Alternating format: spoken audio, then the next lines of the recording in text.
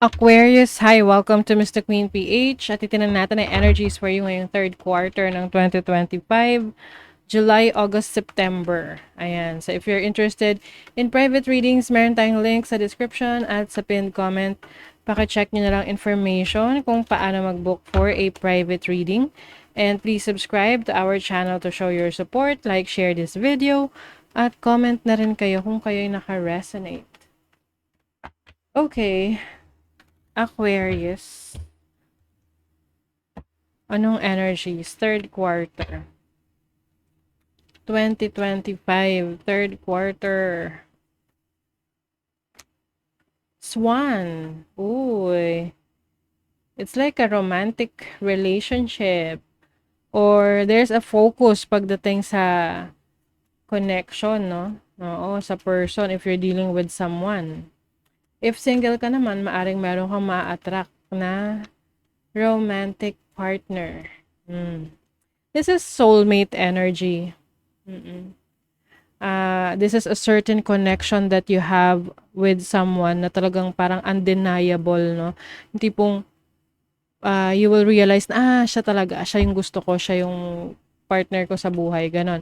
So, this can be serendipitous yung inyong pagkikita, yung tipong medyo weird yung pagkikita ninyo or yung meeting ninyo, but mararamdaman mo sa una pa lang na this is your soulmate. Oh my God, kasi iba sa inyo, you've been manifesting a soulmate. A soulmate connection or ikaw yung wina-manifest ng person mo na dumating sa kanya. So, immediately you will have this certain connection.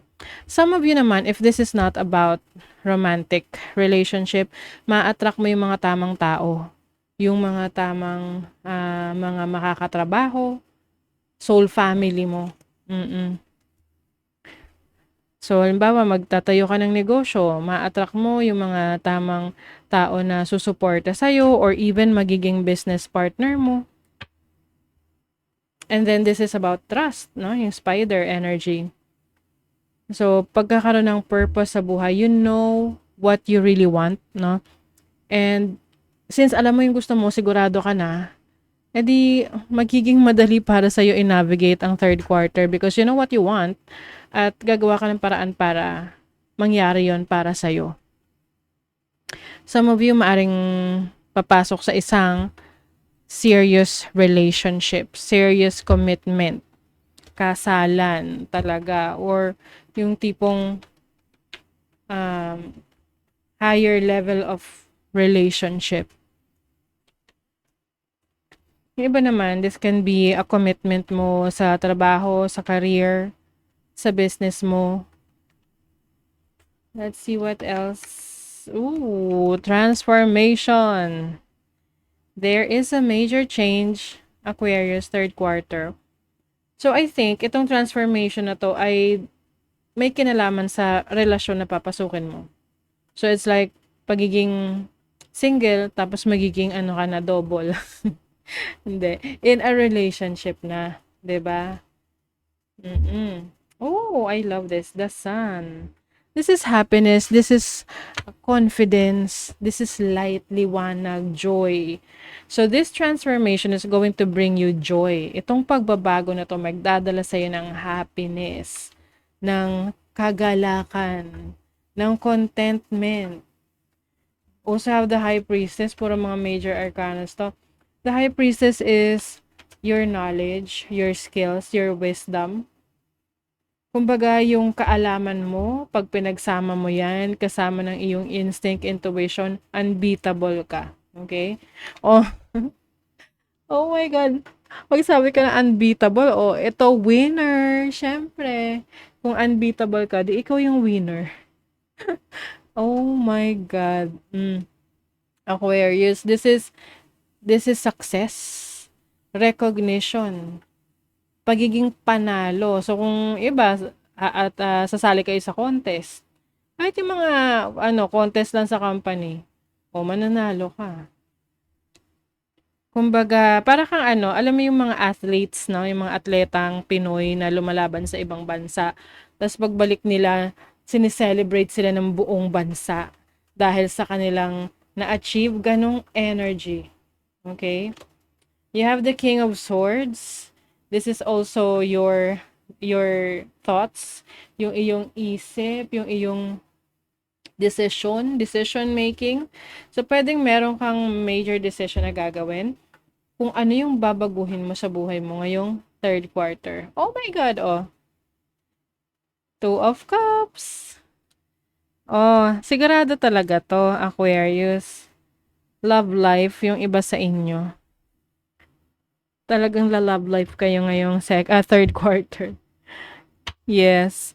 And also commitment rin yan. So, syempre, yun nga, ang commitment naman, pwedeng love life, pwedeng trabaho, business, career. But for most of you, relationship, ito. Ay, wait lang, may nakalimutan ako. Oh. Enthusiasm. So, there's also, parang, alam mo yung parang kilig na kilig ka kasi ang gaganda na nangyayari sa buhay mo. Ganon. The Sun and the Sagittarius in the 9th house.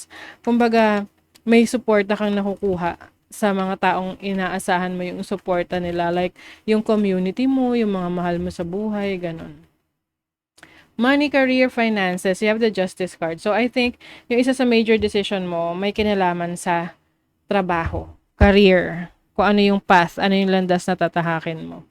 Na kailangan mo talagang pagdesisyon ng maigi, pag-isipang maigi.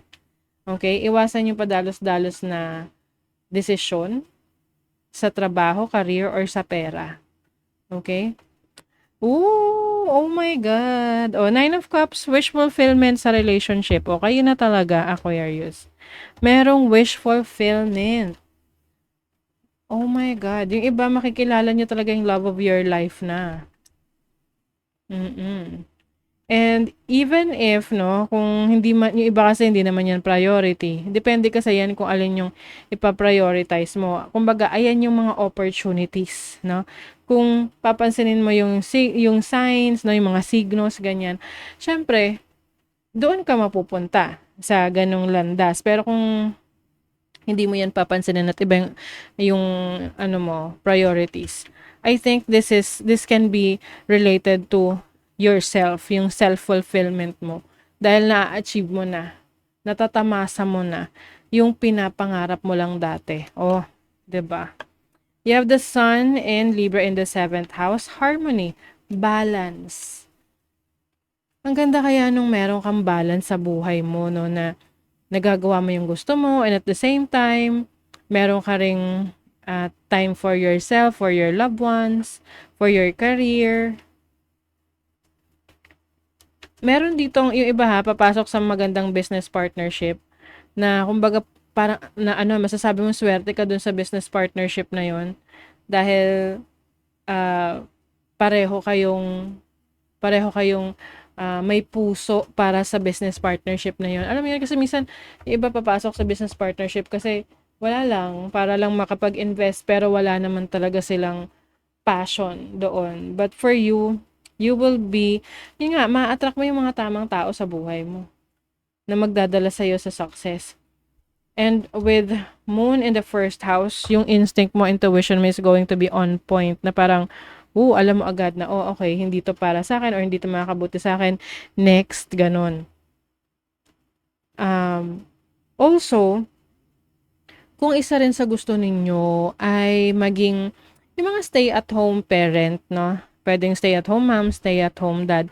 Yung tipong hindi mo kailangang mag-work sa ibang company or sa labas. You can stay at the comfort of your home and taking care of your children and your family. Ganong energy, no? For some of you. Mga work from home setup or meron kayong business na talagang magiging profitable, no? Na kaya nyo ng walang gawin. Na tipong kahit nasa bahay na lang kayo. Ganon. Pwede rin tong yung success mo ay manggagaling rin sa success ng partner mo.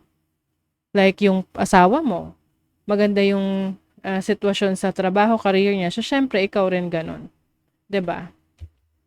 Change course. Oh. So, ikaw, I think nasabi ko sa yun kanina. Kung yung magdidesisyon kung ano yung pagbabago na gagawin mo eh. Meron kang option.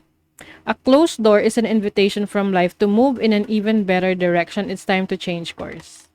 You are changing course. At least may iba pa pang option. 'Di ba? Makakapili ka. And having a heightened intuition, nako, malaking tulong talaga yan para makuha mo yung success na gusto mo. Okay? So that is your reading, Aquarius. Thank you so much. See you again.